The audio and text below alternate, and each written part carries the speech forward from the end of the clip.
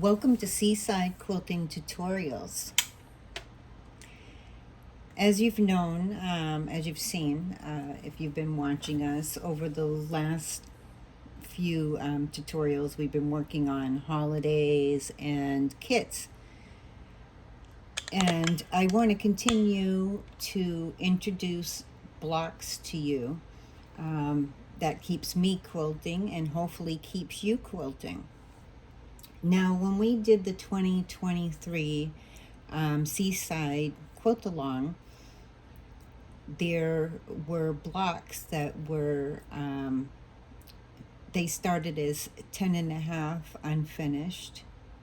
And then when you put your borders around them, your sashing around them, they ended up, I think it was 16 or 18 inches. The information is in the Seaside Quilt A Long.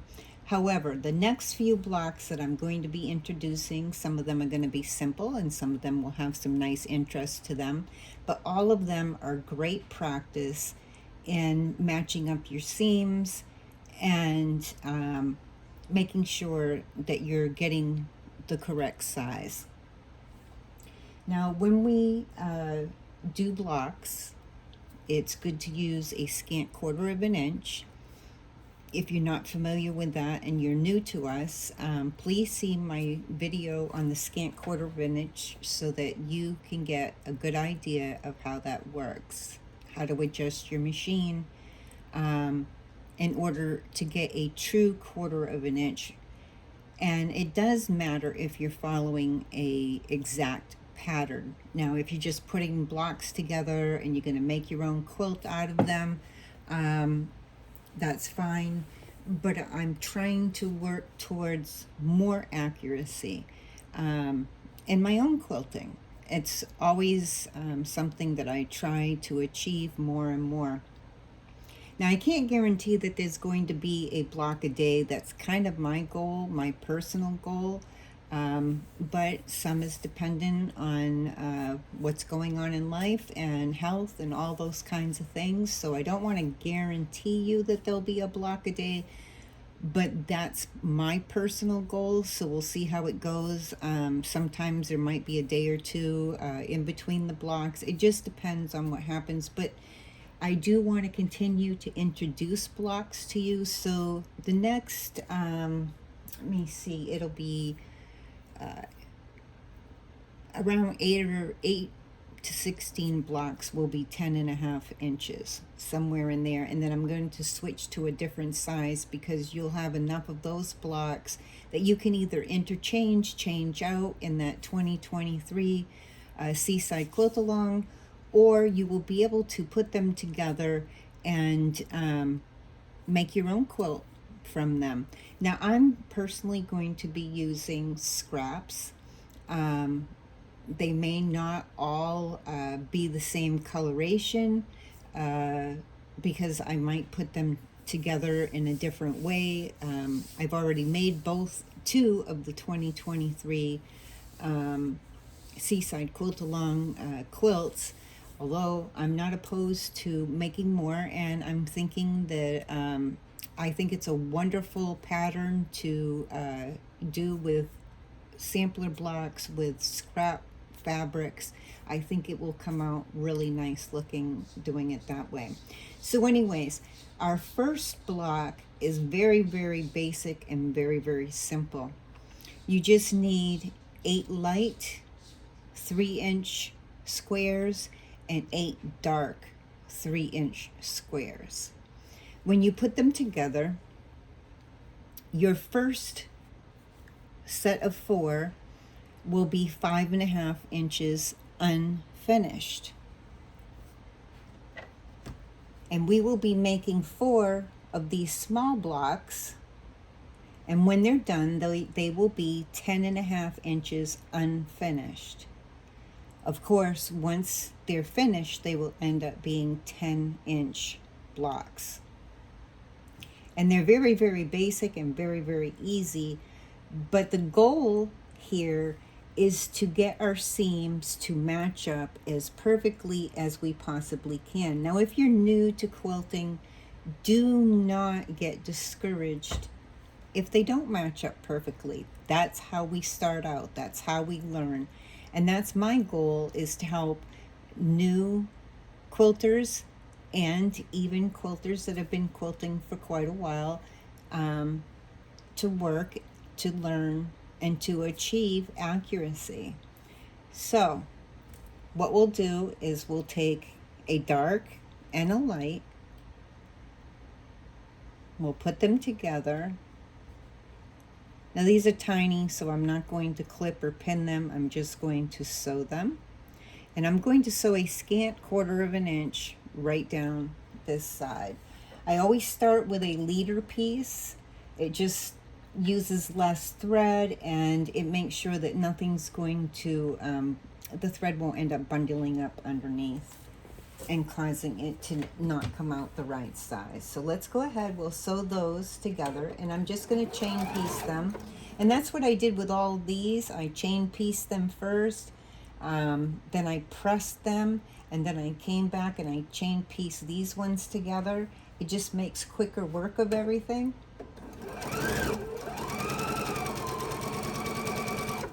So there's one, and we'll take the next one and we will do the same thing, and you will continue to chain piece them until you have all of your light and dark put together.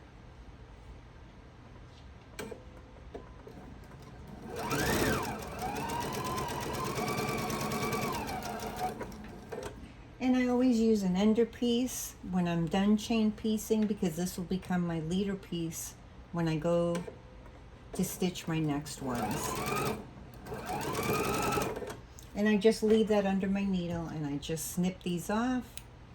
And I even have this handy dandy little gadget. I don't remember the name of it for the life of me, but you can put your old 45 millimeter rotary blades in here, and then it's really simple. You can just take the pieces that you chain pieced and well, easier than that usually. I'm filming this kind of late at night because I still have some energy and I want to use it up and have a little bit of fun. Okay, so now that you have those chain pieced and stitched together, you're going to take your pieces and you're going to press so that your seam goes to the dark side.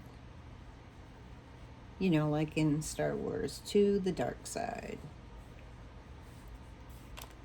I'm sorry, it's my husband's so into, I like Star Wars, my husband's so into Star Wars, so that always comes to mind when I'm doing this stuff. And, you know, just one of those ways to remember, press to the dark side.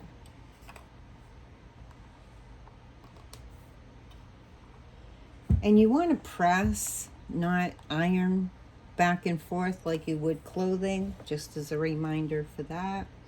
I have this handy dandy wool mat that I keep right at my sewing desk. Some may not have room. Before, when I didn't have a table like this, I used to put one of those meal tables, fold out, you know, like dinner tables that you can put up to your chair in the living room or whatever. And I used to put my wool mat on that and have my iron over there to the side. Now I have more room. It's such a blessing. And but if you don't, there are options and ways to work on it, hopefully for you, so you don't have to jump up and down to do things. I used to have to. I did live those days. Now this is a quilter's clapper. It's just hardwood. You want to make sure if you get one that it's not varnished. It needs the pure wood to absorb that heat. And so when you press on a wool mat, you're getting heat from underneath and above. And when you put the quilter's clapper on it, it absorbs that heat and it helps to press these even flatter. Now, if I have a really thick seam, and that will happen in some of the blocks, I sometimes will leave quilter's clappers on there overnight, and you would not believe how much thinner they are, how much more pressed they are if you leave it on overnight or even for a couple, 3 hours. Now I have a couple of these on hand now. I plan on getting a couple more. It just makes it easier if I need to do that over a larger quilt. But that's just so that you know what that is. And if you've watched me before, you're pretty familiar. I have a small iron, and that's my helper, Miss Mulan. She thinks she's my helper. Actually, she really tries to steal my fabric from me. And my quilts. She'll come and lay on them, and she thinks she's helpful, but she's really not. And she tries to claim pretty much everything that I sew or quilt. So now, because these are both pressed to the dark side, my seams, when I put these together, are going in opposite directions. One is going to the left and one is going to the right. And that's really what we want, because when we put them together, these seams will butt up against each other, kind of like a joint. And that's what we want. You can kind of wiggle your fingers back and forth on it, and you can feel, and the more that you do this, you will feel how they are interlocked sort of into each other. And that's exactly what we want. Now I use pins when I'm putting seams together. I like clips for the rest of it. It's all a matter of preference. And I'm going to put that pin right there where that seam is and push it down. And I always check to see. And it's a little bit off, so I open it up and I take a look and see where my pin actually landed, because sometimes what it looks like on the back isn't actually what really happened. So I take a look inside to make sure that my pin is sitting on the in the seam, and it is. So now I can finish pinning it, and then I will put a clip on this end to hold it in place, because when you're sewing, unless you are using a walking foot, and some machines such as Pfaff's have a built-in walking foot. I have Viking machines, so I don't have that. I'm using a 1/4 of an inch foot that has a little flange on this side that I can guide my fabric up against, and it helps me to stay consistent. So I'm going to clip this. And some of the information I will repeat on other blocks. Some of it I won't. Some of it, as I go, I'm going to expect that, you've seen, you've heard over and over this stuff. And so I might not always repeat it. But since this is a new thing that I'm starting, and I will make up a playlist for this, probably call it Seaside Blocks. I don't want to call it block a day, because I will feel really bad if I don't do one every single day, and that makes me put pressure on myself. Not that anybody else ever does, but that's how I am. If I promise something, I like to keep to that promise. So what I am promising is that I'm going to be introducing more blocks to you, and eventually I'll be doing them in a different size. And here's the other thing is there's another personal goal in this for me. My husband bought me an AccuQuilt cutter, and I have purchased several what they call dies that you place your fabric on and it cuts it out. I still cut the old-fashioned way. Actually, I started the way old-fashioned way, where I used to cut everything out but with scissors, and I used to hand stitch all my pieces together. Due to arthritis in my hands, I don't do that anymore. And so I always machine quilt, and the majority of the time I do rotary cut. But since my husband was so wonderful and he purchased the AccuQuilt system for me, I'm trying to get more accustomed to cutting with it and knowing which of their sets goes with a pattern. All that you really need to know, unless you have one of those systems, is, and I'm not going to do tutorials on the AccuQuilt cutting system, because there are so many people that already do that, including the company itself. But that's just another personal goal of me, is to start using it more. So in order to use it more, I need to make more blocks. and get used to which size dies I would pick out for each of them. But I still cut with a rotary cutter and rulers and such all the time, pretty much every day. And once again, these were 3-inch squares, and you will need 8 of the light and 8 of the dark.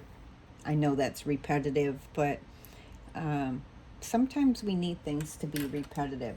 So now I'm going to sew a 1/4 of an inch seam straight across here. And some of you are going to look at this and you're going to be, oh my goodness, I don't know why she's showing such a basic, simple block if you've been quilting for a while. But this is practice, and it's also to help those that are just starting out. And also, I want to get close to my needle, close to my pin with my needle, but I don't want to run over it and take a chance of that needle hitting that pin, because it will bust the needle, and that can ruin your tension. And to get that fixed is very, very expensive, depending on who you have for a repairman. So then once I'm close to the pin, I know that my foot is would now be holding down that section when I get close to it, and that means I can pull it out and release that. And I'll sew up to my clip, and then I'll take my clip out. And the reason for the clip is it keeps this from shifting, because the feed dogs, that's what I was starting to say before, the feed dogs feed at a different rate. There's not enough pressure from your foot that it feeds evenly unless you're using a walking foot. A walking foot has its own feed dogs, and so it feeds it at the same rate.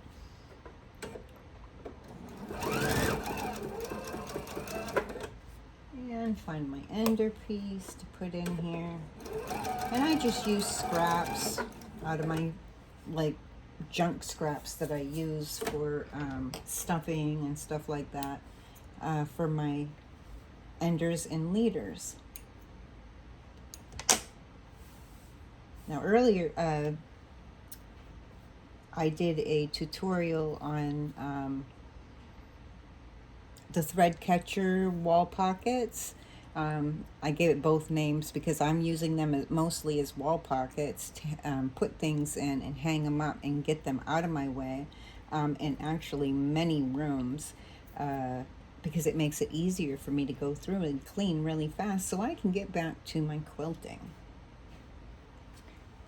Now, one of the things that we pay attention to when we are putting things together is which way do our seams go. So let me see, this is going to go this way. Whoops.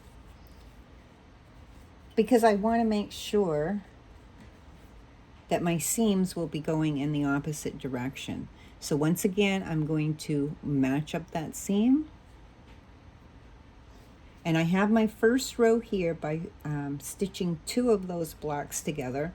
And that's what I'm doing here, is now I'm taking both of the 5.5 inch unfinished blocks. I forgot to press that. Isn't that bad? I was talking and I forgot to press it. I do highly recommend to always press your fabric before you cut. And then as you go, press it more. It gives it a nice finished look, and it helps with accuracy. Okay, so once again, we're going to butt those seams up together, and we will pin that seam.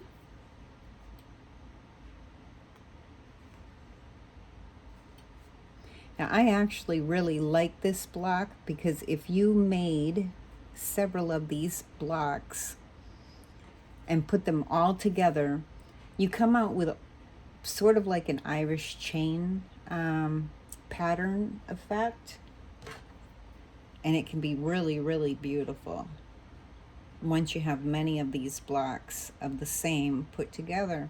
However, it's also a nice block that can intermingle with many other blocks.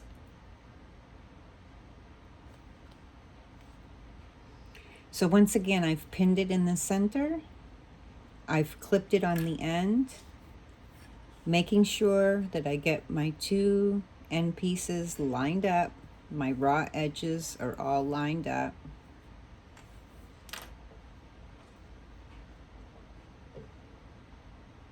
And I'm going to do my scant 1/4 of an inch down this side.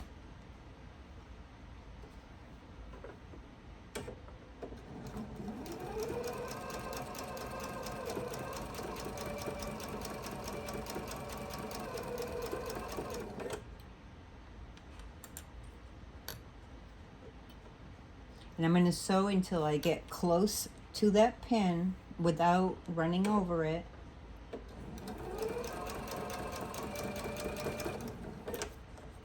And then pull it out, and I'll continue to sew until I get to the clip and take that clip off.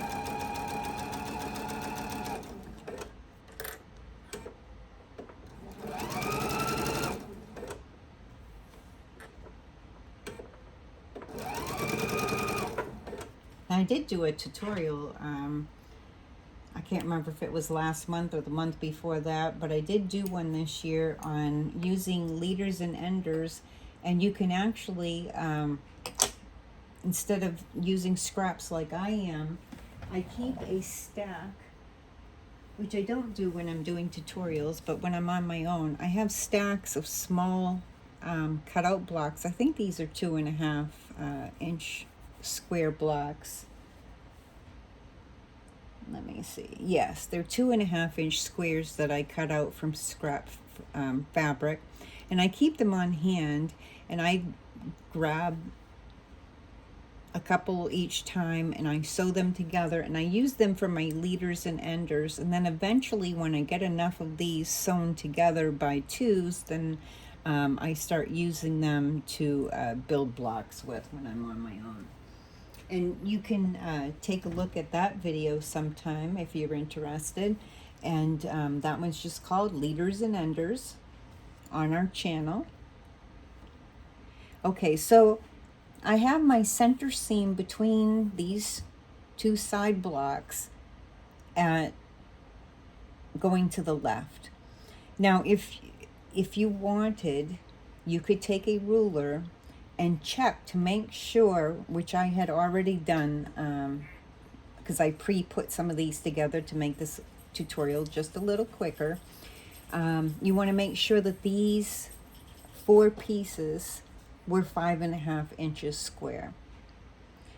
When we get done, it should end up measuring 10.5 inches square. And that's called 10.5 unfinished. So now I have that seam, this center seam going towards the left. I'm going to want this seam to be going towards the right. And let me make sure when I match this up that I have it going together right before I press it, because otherwise then I have to fix it. And I would prefer to do it right the first time instead of having to go back and fix it, which you all have seen in my tutorials. I sometimes mess up. I get talking to you and I forget what I'm doing and I goof. And then I show you how to fix it. Okay, so now we're going to put these two sections together. Now this looks almost like a checkerboard. And if you did,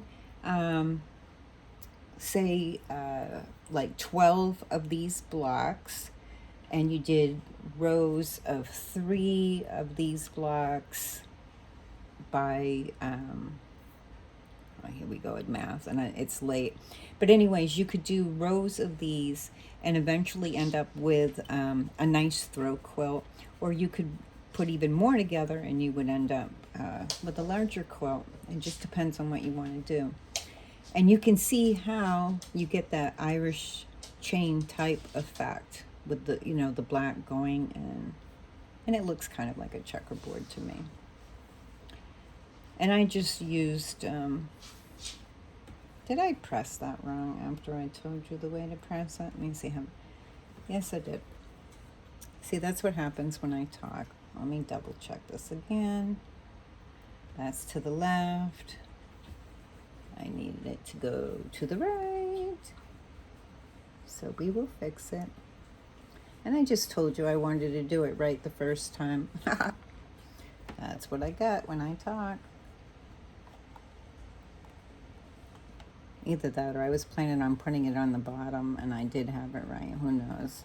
But we'll fix it anyway so it goes together.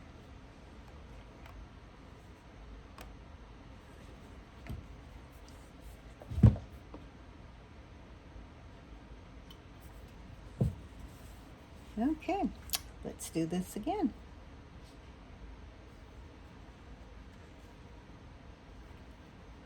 I don't know, I fixed it and okay, here we go. I just had to flip the other one around.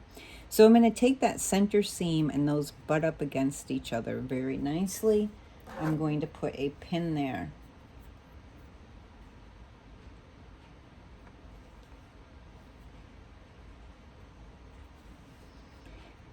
Now this time I have 3 sections of seams that I need to butt up to each other and line them up.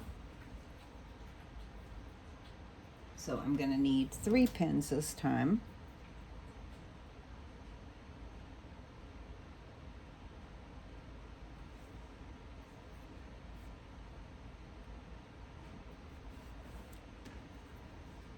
So I'm going to put a pin in each one as I match up my seams.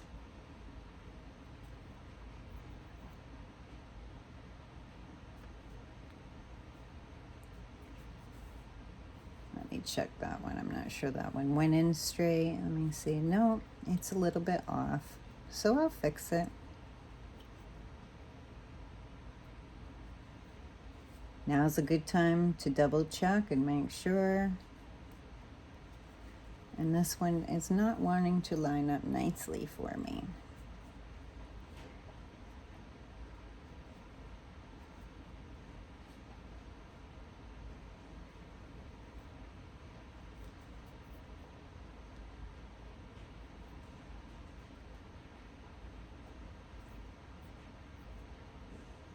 Yeah, it takes me a couple seconds sometimes. There we go. I can feel when it's off with my fingers. And once again, I'm going to put a clip on the end. You could use a pin. It's totally up to your own preference, but I really like my Wonder Clips.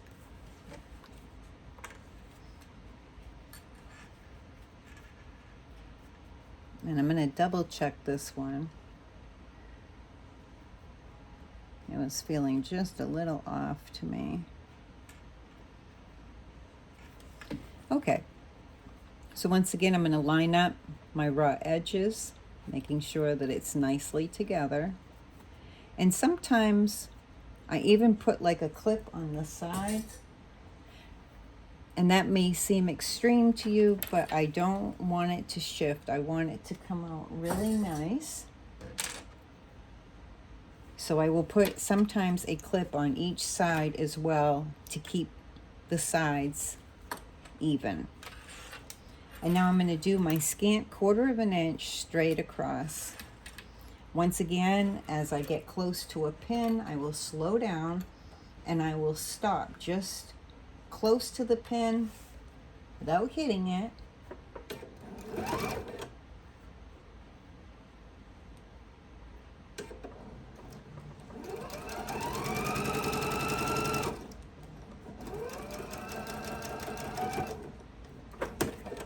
Ooh, that was close.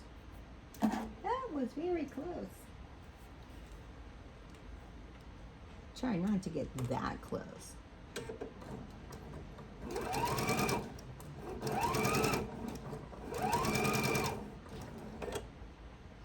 Now with these particular fabrics, for some reason,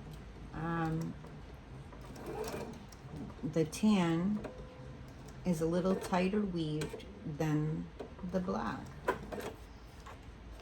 So that's why I wanted to make sure that I put those extra clip-ins clips in so that I made sure that I keep this nice and straight without getting any puckers.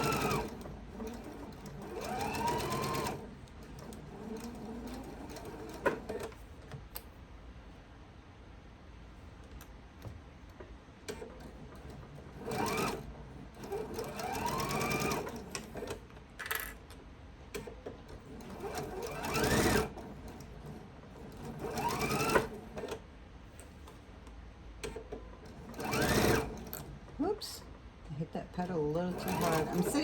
When I film, I sit kind of sideways so that I can have things show up in the video for you so that you can see. And sometimes I end up hitting that foot pedal a little too hard.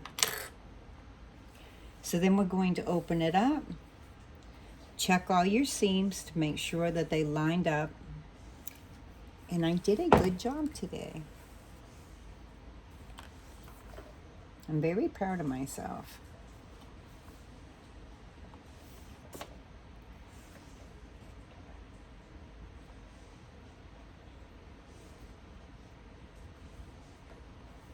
And if your seams didn't match up perfectly, that's what those seam rippers are for.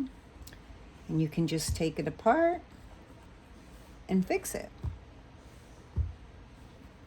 And if you're a beginner, don't be overly critical of yourself.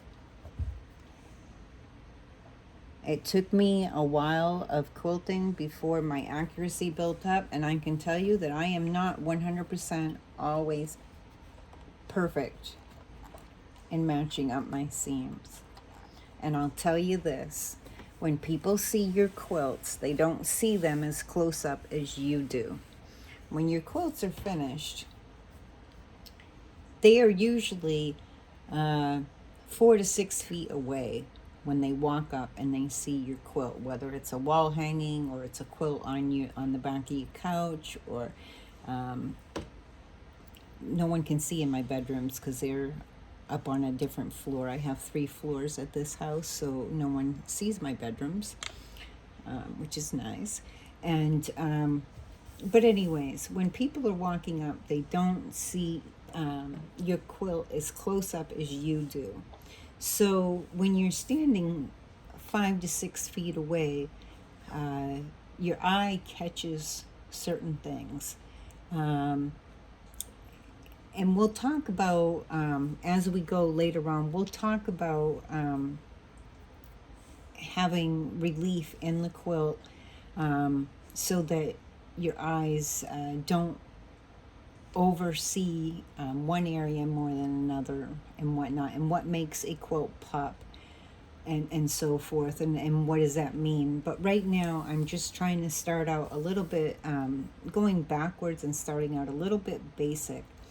So then I would take, which I've gone over in another video called Squaring Up Your Blocks, and I would take my 10.5 inch ruler, or you could use a 12.5 inch, and you would line this up, and you can watch that video separately. And then I will trim the edges to make sure that this is a nice square that's 10.5 inches. Now you're not trimming a lot off. When you square up a block, you're just going to be getting little tiny pieces off the edges to make sure that it's nice and square. By squaring up your blocks, so you start by squaring up the small blocks, then you square up your larger block.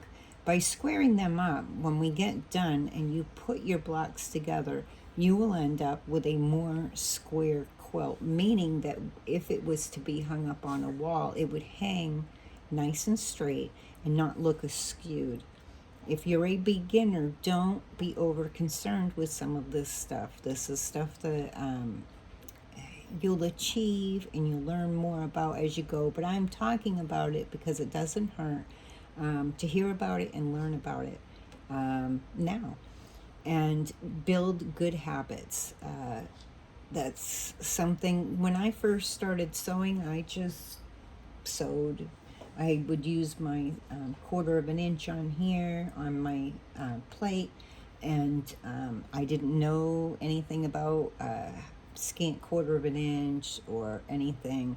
I just put pieces together, and they came out, and I was satisfied because I made a quilt. And that is perfectly where a beginner should be. You should just be happy that you made a quilt. And so for today, just be happy that you made a block. And then I do plan on doing one tomorrow, life provided, and I will film that one for you and show that one to you. And I don't know what it is because I'm kind of surprising myself as I do them for you. So I haven't opened up the next pattern. I get these little patterns. They're about yay big, and it just shows me the block that I'm going to be doing. And so I'm kind of keeping them as a surprise for myself as I'm doing them for you.